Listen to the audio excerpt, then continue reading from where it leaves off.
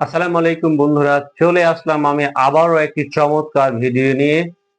আমরা আজকে দেখব মজার একটা জিনিস যেটা আপনারা কখনো কোথাও দেখেন নাই বা কোনো বইয়েও আপনারা পাবেন না।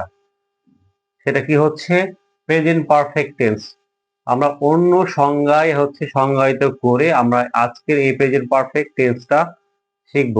আমাদের বইগুলোতে মূলত লেখা থাকে যে কোনো কাজ হয়ে গেলে হয়ে গেছে কিন্তু তার ফলাফল এখনো বিদ্যমান রয়েছে, সেটাকে আমরা কি বলি? প্রেজেন্ট পারফেক্ট টেন্স বলি।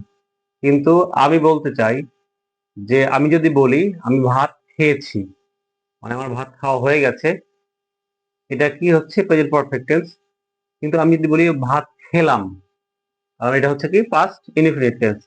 তাহলে আমাকে বলুন যে আসলে এই যে আমি ভাত খেলাম, এখানে কোনটা তার হচ্ছে যে কি বলে তার এই যে ফলাফল এখানে নাই, এবং আমি ভাত খেয়েছি এটাই বা কি ফল আছে এখানে, আর আমি ভাত খেলাম এটারই বা কি ফল নাই এখানে।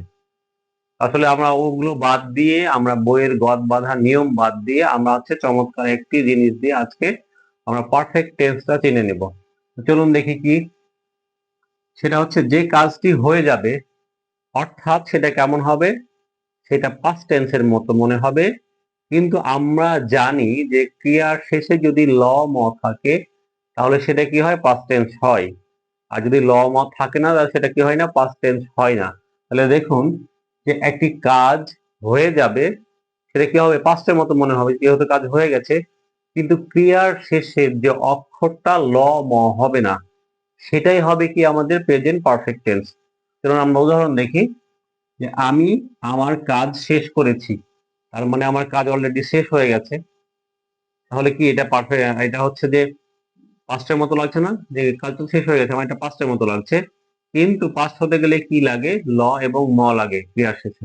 কিন্তু দেখুন এখানে কি আছে? ক্রিয়ার শেষে কি আছে? ছ আছে। তাহলে কি হচ্ছে? এটা আমাদের পাস্ট টেন্স না। তাহলে এই টেন্সটাই হচ্ছে কি আমাদের প্রেজেন্ট পারফেক্ট টেন্স।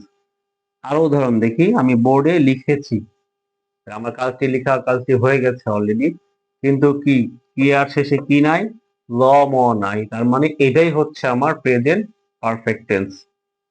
আশা করি আপনারা বুঝতে পেরেছেন। এ বিষয়ে যদি কোনো প্রশ্ন থাকে আমাকে জানাতে পারেন। আমাদের চ্যানেলটি সাবস্ক্রাইব করবেন, আমাদের পাশে থাকবেন, আমাদের ভিডিওগুলোকে লাইক কমেন্ট শেয়ার করবেন, এবং যদি কোনো প্রশ্ন থাকে আমাদের কমেন্ট বক্সে কমেন্ট করবেন। আপনাদের জন্য একটি হচ্ছে কুইজ।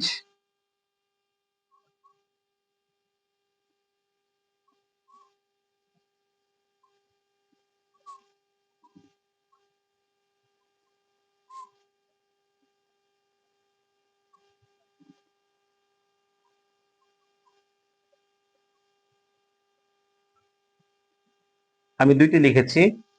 সে বাড়ি গিয়েছে, সে বাড়ি গেল। কোনটা কোন টেন্স? আপনারা ঝটপট কমেন্ট বক্সে কমেন্ট করুন।